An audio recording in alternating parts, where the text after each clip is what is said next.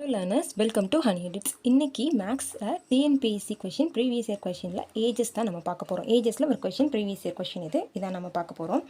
Question என்னென்னா, now Sharma ages quarter as old as his father. அதாவது ஷர்மாங்கிற ஒரு பையன் அவங்க அப்பாவோட வயதை விட 4 மடங்கு கம்மியாக இருக்கான். அதாவது அவங்க அப்பாவோட வயதில் கால்வாசி தான் ஷர்மாவோட வயதாக இருக்குது. 6 years ago the father's age was 7 times as old as Sharma. 6 வருஷத்துக்கு முன்னாடி அவங்க அப்பாவோட வயசு ஷர்மாவோட வயசை விட 7 மடங்கு பெருசாக இருக்குது. அப்போது அவங்களோட தற்போதைய வயது ப்ரெசன்ட் ஏஜ் என்ன, ஃபைண்ட் தேர் ப்ரெசன்ட் ஏஜ் இதான் கொடுத்துருக்காங்க. 4 ஆப்ஷனும் கொடுத்துருக்காங்க. இது எப்படி சால்வ் பண்ணுறதுன்னு பார்க்கலாம். இங்கே என்ன கொடுத்துருக்காங்க, முதல்ல Sharma's age is as quarter as old as his father அப்படிங்கிறத கொடுத்துருக்காங்க. அப்போது ஷர்மாவோட வயசு அவங்க அப்பா வயசில் கால்வாசினா 1/4, 4ல் ஒரு பங்கு தான் ஷர்மாவோட வயதாக இருக்குது. அப்போது அவங்க அப்பாவோட வயது ஷர்மா வயதை விட 4 மடங்கு நமக்கு என்னவாக இருக்கும், அதிகமாக இருக்கும். கரெக்டாக? இப்போது ஷர்மாவோட வயசை எக்ஸ் அப்படின்னு சொல்லி எடுத்துக்கிட்டோம் அப்படின்னா அவங்க அப்பாவோட வயசு நமக்கு என்னவாக இருக்கும், ஷர்மாவோட வயசை விட 4 மடங்கு அதிகமாக இருக்கும்னு நான் சொல்லியிருக்கேன். அப்போது 4x அப்படின்னு எடுத்துக்கலாமா? இப்போது 6 வருஷத்துக்கு முன்னாடி 6 years ago the father's age was 7 times as old as Sharma.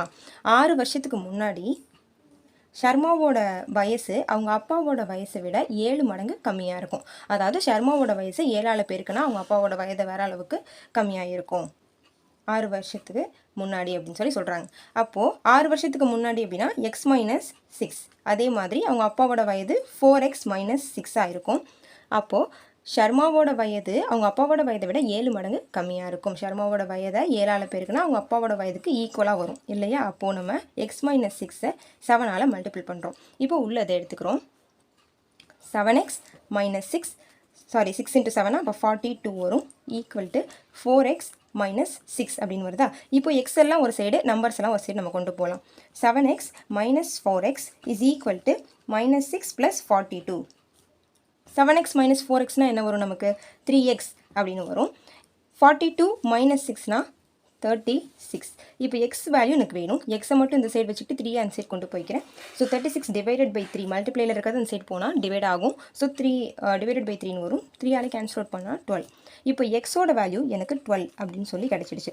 இப்போது இதுக்கப்புறம் நீங்கள் இந்த எக்ஸோட வேல்யூவை இந்த 4xல் சப்ஸ்டியூட் பண்ணி நம்ம 48ன்னு சொல்லி ஆன்சர் நம்ம ஈஸியாக கண்டுபிடிக்கலாம். பட் இன்னும் ஈஸியாக வேணும் ஆன்சர் டக்குன்னு கண்டுபிடிக்கணும்னா ஒரு வேல்யூ கண்டுபிடிச்சிட்டாலே அந்த ஒரு வேல்யூ எங்கே இருக்குது இந்த ஆப்ஷனில் அப்படின்னு நம்ம பார்க்கணும். ஸோ அப்போ 8,32 இங்கே 12 இல்லை, 10,40 இங்கேயும் 12 இல்லை, இங்கே வந்து 12,48 இருக்குது, இங்கே 12 இருக்குது. ஸோ அப்போ ஆன்சர் வந்து இதுதான், ஆப்ஷன் சி. ஆப்ஷன் சி தான் நம்மளோட ஆன்சர், 12,48. தேங்க்யூ.